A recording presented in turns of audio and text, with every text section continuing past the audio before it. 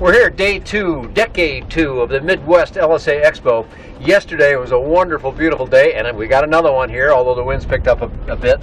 But we got to go fly this handsome aircraft sitting behind this attractive lady here, and she was my pilot to go fly this airplane. So I'm Dan Johnson talking to Corinne Riddle. Hello. And Corinne, what's your title with the company first? What's your duty or whatever? Title is pilot. Okay. I take people on demo flights and I fly the plane from fly-in to fly-in.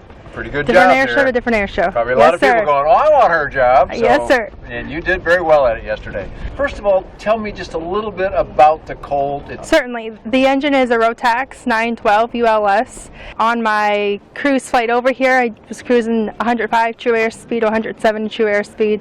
Very nice tailwind, so we had 123 ground speed. All right. So, okay, it's got the 912 carbureted engine in it, 100 horsepower, and a composite prop from the Sterna company on it. Tell me a little bit about how the aircraft is constructed, Corinne. It's aluminum construction. It's dual control, 2 yokes, 2 set of rudder pedals, toe brakes. What was the other one? Electric trim. So you have electric trim and electric flaps, 10, 20, and 30, whatever you're choosing. How many flaps you got? 40 degrees. 40 degrees maximum, okay. Correct. That's down a lot. And how do you know where you put the flaps? It's an electric measure on our Dion system. Okay, right on the Dion screen? Correct. Okay. Trim you said is electric as well? Correct, it's right on the yoke, right underneath the comm button. How can you adjust for different pilots in the cockpit, Corinne? The seat adjusts forward and backward by a lever that's below the seat, and because I'm a little short, I have a cushion that sits in the back. Oh, you used a cushion behind you. Yes, okay. yes. I noticed the seat was a little bit leaned back, and maybe that's why you used the cushion. Yes, it is, yes. Very comfortable seats, though. Are they leather? They are leather. Yeah, it's beautifully done in there. Walk me through the process that you do as we take off. Where are you going to set the flaps? Where are you going to set the trim? When you add power, what are you looking for speeds? Just take it from there, and let's get to the climb out part. Certainly. I like to take off with no flaps, but you can take off with 10 flaps if you have a short runway. Climb out at 70 VY, which is 70, and we just hold that till we get to our altitude. We have a 500 feet per minute climb rate at VY, about 650 if you go VX, which is 60 knots. Okay, and where you said the flaps can be, you normally do 0 flaps? I normally do 0. Do you land with 0 flaps too then? No, I land anywhere between 15 to 25 depending upon the wind conditions and the direction. No flaps? Correct. Usually? Usually. Unless that's it's what a I short like to field, do. and then you just use 10, huh? Right. Okay. If I'm close to max gross, I'll use 10 because that gives me extra lift to get off the ground, and then I'll just stay in ground effect and speed up and climb out 70. Okay, so here we are now. We're right at the end of the runway. Runway's ours. You go full throttle. And what speed are you looking for to rotate? 55. 55. And knots or miles per hour? Knots. Knots, okay. Everything in knots from now on. Yep, aviation's knots. Okay, there we go. All right, so we're climbing out now. We're climbing out at 70. Now that's the best. That's best rate. Correct. Okay. Correct. What's best angle if you got to get over some trees? 60. 60. Okay, so 60 or 70 knots is your typical climb. All right, now we're coming around on the pattern. Let's say we're going to come right back in and land. So we've climbed up to pattern altitude. We've made all our calls. You're a beam, your touchdown point now. Walk me through the process. What are you going to do now to land the airplane control-wise? What speeds are you looking for, RPM, stuff like that? Certainly, I'm reducing the throttle to about 3,000 to slow down to my 72 area for my VNE. Add some flaps in to 10 to 15 degrees. Then I turn base, add in a few more degrees of flaps from about 15, 70 on base, and then as I'm making final, my approach speed is 65. Adding in the remainder flaps to 25, again depending on what the wind conditions are. Short final is 60, right over the numbers, and then I land her. All right, and you did very well at that and land. I found the airplane to be quite an easy landing airplane, and that, first attempt wasn't my very best landing, but it was pretty good. The airplane felt very solid in the air too, and we had a wonderful, today we had a little bit of wind blowing. Yesterday it was just beautifully smooth and calm, so that helps the airplane look good, of course. But as you're coming in to land, you said you're adding in these flaps. How does the flap switch work in the sense of, do you just hit it and it goes to a number, or is it infinite control? You just hold it until you see the number that you want to obtain degrees on the dynon system. Okay, so you look down at the dynon right in front of you, obviously. Right. And you know what you're looking for anyway, so you Right. probably got an idea for time. And you can feel it, absolutely. Yep, you How can do long the is it? old aviation trick, 1, 2, 3, 4, and you know your numbers. Yeah, so that's how you were familiar with that. Okay, so now we've come in and we've touched down now at, I think you said 60 knots is Yes. your over the numbers number. Yes. And we've touched down, everything is fine.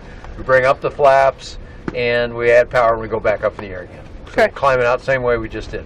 All right, so now we're climbing out and we're going out to the practice area. Oh, and one of the first things you did was you talked about switching on the autopilot, which many pilots are going to do on a cross country. Walk me through the steps you went Sure. through. So I activated the autopilot, and then I chose what speed I wanted it to hold, which was 70 for our best rate. Okay. And then I also selected a vertical speed of 400 feet per minute climb till we reached our altitude that we chose of 3,500. So tell me about how you entered stalls and where we would see a stall speed. Okay, so I slowed the airplane down, did a slow flight first. Slow flight's about 50 knots, so I did from there. Then I added my flaps in, power to idle. We pitched down for 60, which is our approach speed, and then hold it right above the horizon, and we were stalling at 44 to 38 knots. And then we heard the beep, beep, beep, beep, beep, beep, beep, beep from the dynon system tell us, and then shortly after we felt the brake, and then we recovered. Correct. Now, when we stalled, what was the reaction of the airplane? It handled very well. It dropped, and then we go full power, maintain coordination with our rudder. Did it And tend to climb drop up. a wing when you did that, or was it level? It dropped slightly to the right. Okay. So then we just correct for that and maintain the heading that we bugged and our rudder. Okay. Keep her level. Okay, then I said, well, that was an approach to landing. That's why we had the 25 degrees of flaps down. Then I said, okay, show me a power on stall, departure stall. And then what did you do? So then again we slowed down, went full throttle, and we hold it at the horizon about 15 degrees. No flaps because we don't use flaps for You don't use takeoff. flaps, okay. And again we heard the beep beep beep beep beep beep beep beep beep, and then we felt it brake. And again that pulled to the right a little bit, maintained it level and coordinated, and recovered. All right. Okay, so then I asked you to give me the controls, and I did Dutch rolls in it. Mm-hmm. I was a little sloppy, but not bad. I could go pretty steep pretty quick. That suggested an airplane that has nice handling. I think it handles very, very well, and it's very responsive to any small or large input change that you put in. You don't need a whole lot of input to make any kind of change. It's very responsible, and just the slightest thing will put you back on track. When I tried to fly it, Corinne, I almost felt like I almost don't need rudder at all. It kind of coordinated pretty well. Now, I did it with no rudder at all, and of course it's got some adverse yaw before it Right. goes, but not much.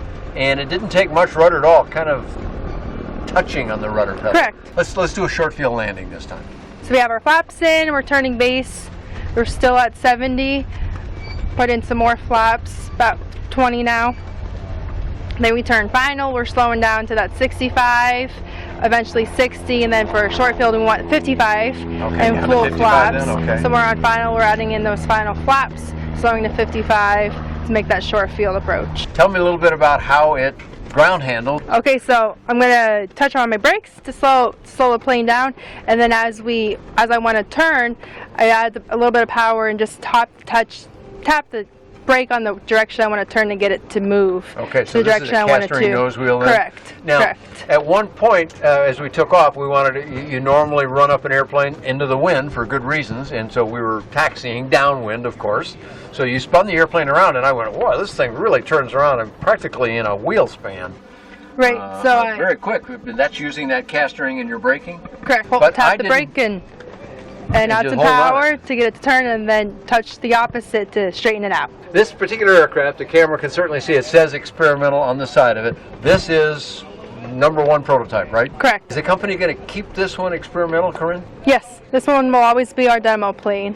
Okay, and you'll learn from how it wears and Correct. things like that by constantly flying around Correct. doing things. Okay, Right. cool. Now, where is the company in the approval process? Right now we are working on the certification for a special LSA for that one to be certified as that.